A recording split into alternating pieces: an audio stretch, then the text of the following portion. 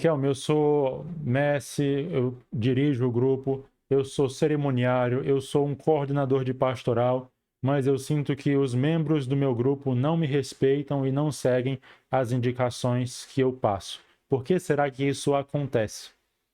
Salve Maria, Riquelme aqui. Vamos conversar neste vídeo sobre a realidade da autoridade, que é este munus que você exerce quando tem um cargo na igreja e é chamado a dirigir outras pessoas nas funções que lhes são atribuídas. Dividirei este vídeo em 3 partes principais. Primeiro, entender o que é a autoridade, pelo menos no conceito católico. Segundo, entender o que é a autoridade de ofício. E terceiro, entender o que é a autoridade moral. Entendendo tudo isto, você terá as ferramentas para compreender como lidar com as diversas situações no seu grupo. Comecemos então pelo básico. A autoridade. Olha, devido a alguns fatores históricos que eu prefiro não mencionar neste vídeo, no imaginário popular das pessoas no Brasil, criou-se a ideia de que a autoridade é sempre uma realidade negativa, ruim. É a realidade de que há uma pessoa que se coloca acima como uma superior, como alguém que é melhor às outras e que começa a ditar regras. Enquanto existem pessoas que estão abaixo, subordinadas, que devem tão somente escutar e obedecer, sem reclamar, sem questionar.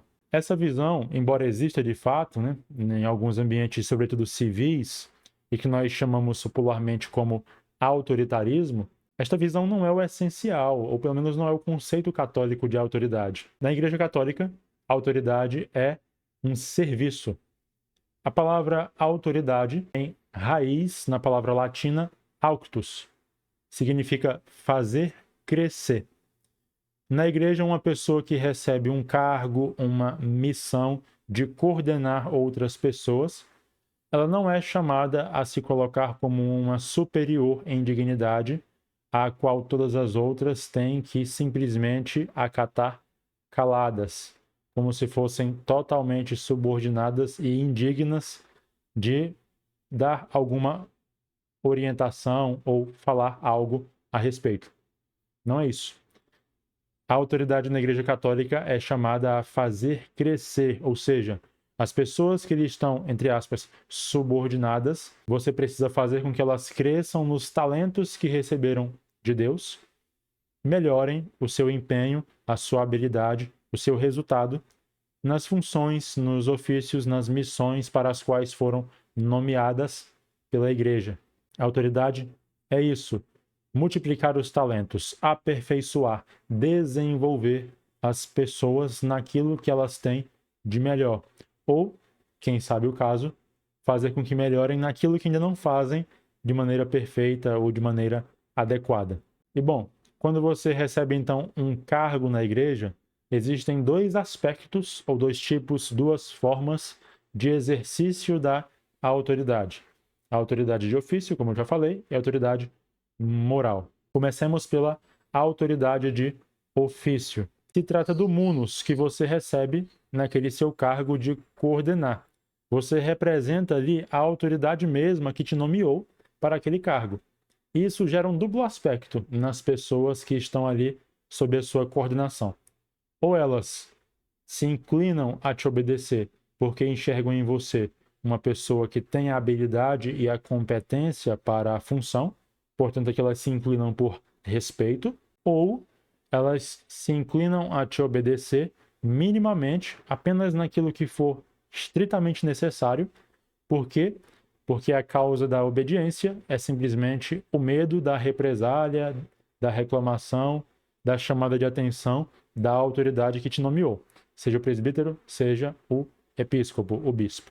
O problema desta forma de respeito por medo, de obediência por receio da represália, é que na primeira oportunidade que a pessoa tiver de desobedecer ou de sair pela tangente sem sofrer consequências, ela vai usufruir desta oportunidade. É aí que surgem as discussões, as dissensões nos grupos paroquiais. É muito melhor então que você desenvolva a autoridade moral, que você demonstre competência, habilidade, conhecimento para a função que lhe foi atribuída. Aí você vai me dizer, mas Riquelme, se o padre me nomeou para o cargo, as pessoas têm que obedecer, não é assim que funciona? Não seria esse o ideal? Aí eu digo, sim, é verdade, esse é o ideal. Num mundo ideal, as pessoas deveriam seguir quando há ali uma autoridade nomeada para coordenar o cargo. Mas você tem que compreender a realidade das coisas.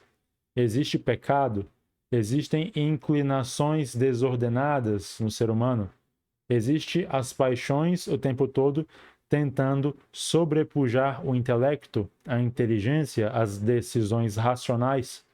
E aí você decide. Ou você trabalha com um mundo ideal e fica se reclamando porque ele nunca se realiza, nunca se concretiza, ou você trabalha com a realidade concreta que você tem em mãos. Eu suponho que é melhor trabalhar com a realidade e se preparar para ela. Então desenvolva a autoridade moral, que é o quê? A pessoa possui habilidade, competência, conhecimento, experiência naquela atividade, e as pessoas ao redor enxergando isso se inclinam naturalmente a consultá-la, a procurá-la para resolver qualquer que seja a questão acerca daquela matéria que ela domina. Evidentemente, é difícil desenvolver esta autoridade moral. Leva tempo, requer esforço, mas é uma coisa necessária. Veja que a autoridade de ofício e a autoridade moral não são concorrentes, não se contradizem, não se excluem mutuamente, mas se complementam. Você tem uma autoridade de ofício. Agora precisa desenvolver esta autoridade moral para reforçar, para facilitar o cargo que você recebeu, a atividade, a missão que você recebeu. Veja que também existirão situações bastante aleatórias, digamos, né? Vai ter aquela pessoa que tem autoridade moral e não tem a autoridade de ofício.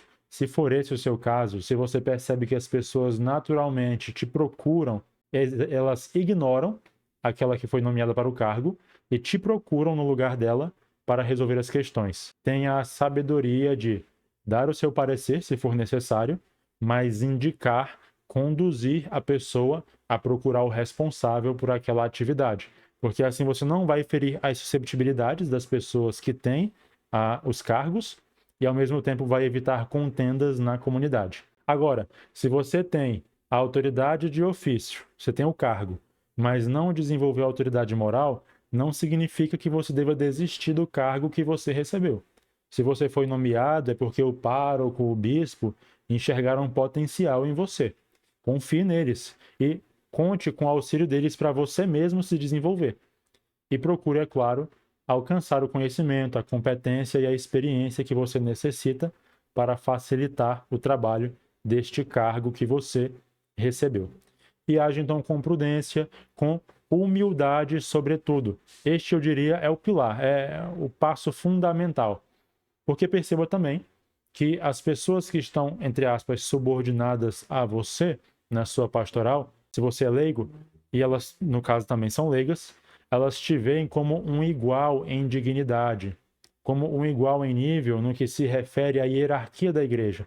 Então, naturalmente, elas vão rejeitar você se você se impõe como uma autoridade, sem antes mostrar a competência, a habilidade que eu já referi aqui. Então, tenha humildade no trato, trate com paciência, com caridade, evite usar o imperativo, produza uma linguagem amigável, fraterna, que ajude as pessoas a serem mais receptivas a você. Eu sei que é muito ruim ficar pisando em ovos deste modo, né? É muito ruim você não conseguir exercer logo plenamente o cargo para o qual foi nomeado. Mas é o que eu disse. Ou você trabalha com o ideal, ou você trabalha com o real. E aqui eu vou contar um caso que aconteceu comigo. Já contei isso em outras ocasiões, mas vale mencionar aqui. Não que eu seja exemplo para todo mundo, mas é porque essa situação específica que me aconteceu, digamos, quase que por inspiração, serve como uma ilustração deste tema que eu tratei até agora de maneira puramente conceitual. O pároco anterior na minha paróquia, ele só chamava os messi para atuarem quando realmente havia um fluxo muito intenso dos fiéis. o que só acontecia em grandes solenidades, na época que essa história aconteceu. Ocorre que teve um domingo em específico que, por alguma razão, a igreja realmente tinha mais pessoas do que o comum. E na hora da comunhão, ele desceu sozinho e eu vi aquela multidão entrando na fila e a fila não acabava. Eu estava como cerimoniário já nesta missa. Eu poderia usar do meu cargo de cerimoniário e chamar o mestre para administrar a comunhão? Poderia. Mas, por inspiração, eu diria, porque eu nem pensei muito no momento, eu preferi primeiro descer até a fila de comunhão, chegar no padre e perguntar se poderia chamar o mestre ou não para ajudar, porque a hora já estava avançando, já estava para além do normal e a fila estava grande. Aí ele permitiu, então eu chamei o mestre pegou o cibório e então foi administrar a comunhão junto com o padre. Perceba que eu tinha um cargo que me permitiria tomar essa decisão por mim mesmo, mas ainda assim, sabendo do costume do pároco, do modo de proceder e para não ferir, ou pelo menos para não correr o risco de ferir as susceptibilidades, né? Eu preferi consultá-lo primeiro antes de tomar a decisão. Quando você toma esse tipo de ação, você inclusive gera mais confiança a respeito da sua pessoa naqueles que estão envolvidos, porque eles percebem que você respeita a estrutura da hierarquia e está ali de fato não como alguém autônomo que toma as decisões por si mesmo, mas está ali como alguém a serviço da comunidade, procurando fazer o melhor. Então veja, isto aqui são elucubrações minhas, tá? São conselhos da minha prática pastoral. Você não é obrigado a tomar a cabo tudo que eu falei aqui, mas eu acredito que seria de grande utilidade e por isso eu compartilho este vídeo. Se você concorda, se você discorda, o espaço de comentários está aí para que você possa falar livremente e possamos debater sobre o tema. Se esse vídeo fez sentido para você, considere se inscrever no canal e acompanhar as próximas publicações. Louvado seja nosso Senhor Jesus Cristo.